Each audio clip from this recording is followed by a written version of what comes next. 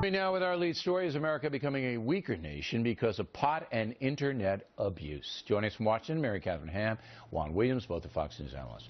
All right, Juan, now I'm generalizing here, but primarily the left embraces the drug culture to some extent. That goes back to the 60s Vietnam era. Traditionalist conservatives, a little bit more skeptical, although people like Mary Katharine are the exception, and they're kind of in that thing. So it's not a really black and white issue like Obamacare. There is some bleed over. But let's begin with the left. What is it about the drug culture, the internet culture, that's so compelling for some of them?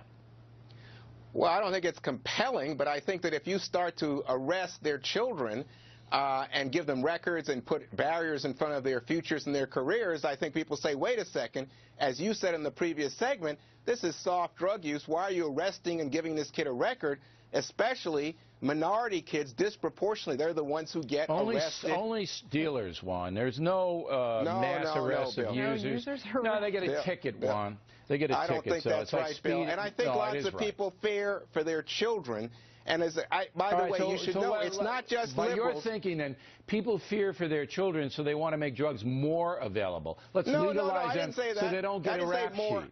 I didn't say more available. I said, listen, a kid gets out there, the kid's involved with soft drugs by your own definition, gets arrested, suddenly record, all sorts of things that would inhibit his or her progress in life. It's almost impossible. The records are expunged if they're juveniles. Oh, you know what the game is here. This is not a crime that is actively pursued by district attorneys. All right.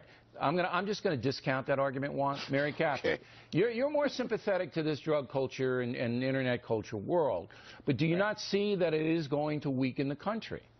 Yeah, look, I think anything that is not in moderation can be a problem. Does that mean it has to be outlawed? No. Moderation for children? You think there's a moderation of using intoxicant? Yeah, your parents. That's a good moderation that can jump in there and do something moderation about that. means you use it once in a while. It's like a big jelly donut. You have one once in a while. Right. Yeah, you can do that. When it comes to internet and pot, I use one of them for several hours a day, and I'm perfectly healthy. And look, I think when people look at this issue and they look at the drug war and they look at law enforcement and some of the issues that Juan brought up, they say, look, all right. Do we have a system that is working efficiently, that's treating people fairly? And they say no, into the criminal but it'd be a whole lot cooler if we did, and that's where we are. And that's not the issue here. Mary Katharine, you've got a baby. You want that baby to be smoking pot? Is it a he or a she?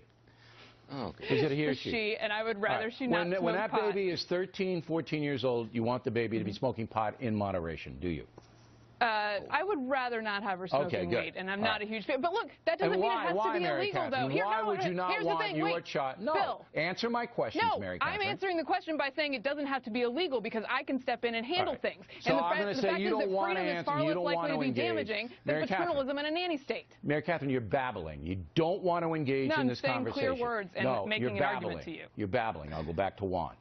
I asked Mary Katharine why she wouldn't want her 12 or 13-year-old child to use marijuana, whereupon Mary Katharine punted and started to talk about social issues in a general sense. Now I'm going to ask you, Juan, because you have children as well. You don't want them using pot 12 to 16, do you? Of course not. Why? No, nobody would. Why?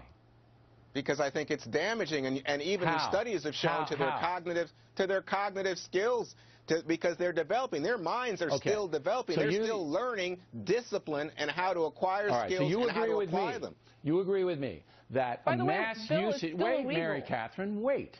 Okay. All right?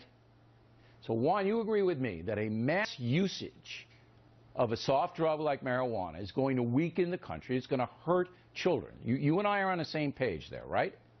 Yeah, but I would say that, too, about alcohol. I don't want them smoking cigarettes. Absolutely. I got no problem with that. All right, Mary Katharine, what do you want to say? I want to make the point that in the current regime, and if pot were legalized, under both regimes, it would be illegal for children. And arguably, it could be harder to get for children if it's regulated by the state. In fact, when I was in high school, people would buy weed because it was a lot easier to get than alcohol, which was a lot harder to get. In our beginning stats coming in from Washington and Colorado just started this. And we will find out much more. That's getting blown out of the water. Blown out of the water.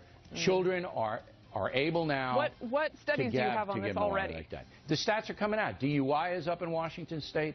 Availability is up in Washington State. Use among school children is up in Washington State. So these are initial findings because everybody's studying. Everybody's looking. Let me just tell you. Let me say find ways to deal with that in the future that we can apply to other states. They're laboratories of democracy, as they're laboratories of democracy. All right, here we go. I gotta go.